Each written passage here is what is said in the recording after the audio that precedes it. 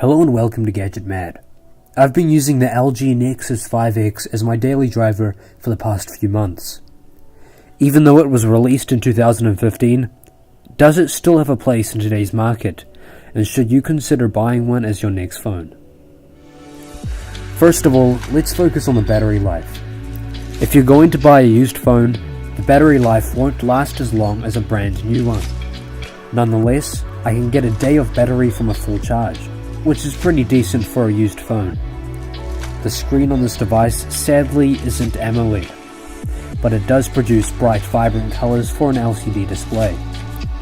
Most of the time, the LG Nexus 5X runs smoothly with the 2GB of RAM, but when many applications are open in the background, it does tend to slow down and lag a bit.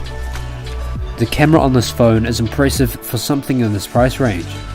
It has a 12.3 megapixel rear camera and a 5 megapixel front camera.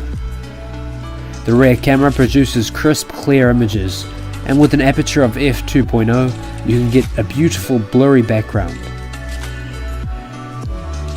It also records 4K at 30 FPS and super slow motion at 120 FPS and 720p. Let's move over to the speaker. Although there are two speaker grills on the front of the phone, sadly only one is actually the speaker, and even though it is front facing, it really isn't that loud. The build quality can hold up to many drops even on hard surfaces. The back of the phone has a rubbery texture which gives it a decent amount of grip. So does it have a place in today's market? Well, if you're looking for an inexpensive phone with most of the features of a mid-range device, then you may want to look into the LG Nexus 5X.